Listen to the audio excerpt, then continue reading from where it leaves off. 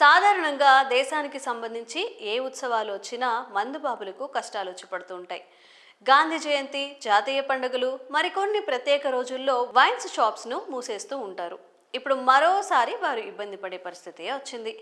ఆదివారం వచ్చిందంటే హ్యాపీగా ముక్క చుక్కతో ఎంజాయ్ చేస్తుంటారు. కానీ ఈ ఆదివారం మాత్రం ఇవి లభించే పరిస్థితే లేదు. ఏపీ, తెలంగాణలో రిపబ్లిక్ డే సందర్భంగా మద్యం దుకాణాలు బంద్ ఉండనున్నాయి. అలాగే మాంసం విక్రయించే దుకాణాలు కూడా బంద్ ఉండబోతున్నాయి.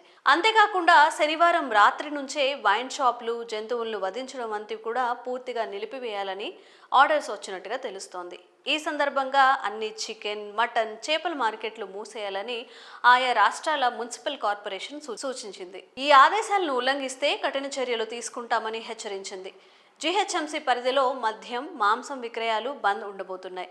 అన్ని పట్టణాల్లో కూడా ఇదే తరహా ఆదేశాలు జారీ అయ్యాయి. ఈ నేపథ్యంలో ఆదివారం మద్యం, మాంసం తీసుకునే వారికి ఇది బ్యాడ్ న్యూస్ అనే చెప్పొచ్చు. జనవరి 26 భారత 76వ గణతంత్ర దినోత్సవం సందర్భంగా ఈ నిర్ణయం తీసుకున్నారు. దీంతో మద్యం కొనుక్కోవాలి అనుకున్న వారు ముందుగానే మేల్కొంటున్నారు. ఇరు రాష్ట్రాల్లో ఎక్కడ చూసినా మద్యం దుకాణాల వద్ద బారులు తీరి ఉన్నారు మందుబాబులు. అంతేకాదు మటన్, చికెన్, ఫిష్ మార్కెట్లు కిటకిటలాడిపోతున్నాయి. ఇదిలా ఉంటే మందుబాబులకు రాష్ట్ర ప్రభుత్వం బిగ్ షాక్ ఇచ్చింది.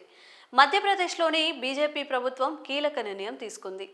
రాష్ట్రంలో ప్రధాన పుణ్యక్షేత్రాలు కలిగిన 17 పట్టణాల్లో మద్యం దుకాణాలను పూర్తిగా మూసివేయనున్నట్లుగా ప్రకటించారు. ఈ మేరకు శుక్రవారం ఖర్గోన్లో జరిగిన రాష్ట్ర మంత్రిమండలి సమావేశంలో ఈ నిర్ణయం తీసుకున్నట్లుగా సీఎం మోహన్ యాదవ్ వెల్లడించారు. ప్రధాన పుణ్యక్షేత్రాలున్న 17 పట్టణాల్లో ప్రస్తుతం ఉన్న మద్యం మూసివేయబోతున్నామని, వాటిని ఇతర ప్రాంతాలకు తరలించే ప్రసక్తే లేదన్నారు. ఉజ్జయిని మున్సిపల్ కార్పొరేషన్ పరిధిలో ఉన్న మద్యం దుకాణాలన్నీ మూతపడ్డాయి. అంతేకాదు నర్మదా నది పరివాహక ప్రాంతానికి 5 కిలోమీటర్ల పరిధిలోని ఎక్కడా కూడా మద్యం దుకాణాలు ఉండబోవని ఆయన స్పష్టం చేశారు.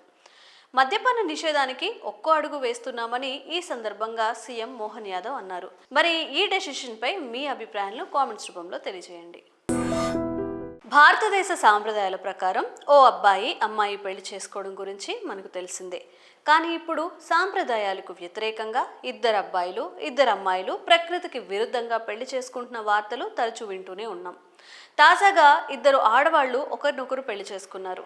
అలా అని వారిద్దరూ లెస్బియన్స్ కాదు. వీరిద్దరూ పెళ్లి చేసుకోవడానికి పెద్ద కారణమే ఉంది. ఇంతకీ ఆ కారణం ఏంటి? ఈ పెళ్లి తంతు ఎక్కడ జరిగింది? ఈ విషయాలు చూద్దాం. వివరాల్లోకి వెళ్తే ఉత్తరప్రదేశ్లోని గోరఖ్పూర్కి చెందిన కవిత, గూంజా అనే 2 మహిళలు పెళ్లిళ్ళయ్యాయి. 2 భర్తలతో కొంతకాలం హాయిగానే జీవించారు. ఇటీవల 2 భర్తల్లో మార్పులు వచ్చాయి. తాగుడుకు బానిసలై నిత్యం వేధించడం ప్రారంభించారు. ప్రతిరోజు 2 తమ భర్తలు పెట్టే నరకం భరించలేకపోయారు. పెద్దలకు చెప్పినా ఫలితం లేకుండా పోవడంతో తమలో తామే కుమిలిపోయారు. ఈ క్రమంలోనే ఇన్స్టాగ్రామ్ ద్వారా పరిచయం ఏర్పడిన 2 మహిళల పరిస్థితులు దాదాపు ఒకటే కావడంతో ఒకరిపై ఒకరికి సానుభూతి, అభిమానం ఏర్పడ్డాయి. తాగుబోతు భర్తలతో 2 ఒకే విధమైన గృహహింసను ఎదుర్కోవడం, ఒకరి పరిస్థితి ఒకరు తెలుసుకొని 2 దగ్గరయ్యారు. ఈ క్రమంలోనే 2 ఆత్మీయ బంధాన్ని పెళ్లిగా మార్చుకోవాలని నిర్ణయం తీసుకున్నారు.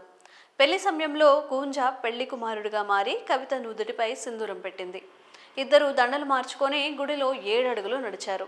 ఈ సందర్భంగా కవిత మాట్లాడుతూ తమ భర్తలు తాగొచ్చి హింసించేవారని, ప్రశాంతమైన జీవితం కోసం ఈ నిర్ణయం తీసుకున్నామని చెబుతున్నారు. గోరఖ్పూర్లోనే ఇల్లు అద్దెకు తీసుకొని ఏదో ఒక పని చేసుకుంటూ జీవితం సాగిస్తామని చెప్తున్నారు.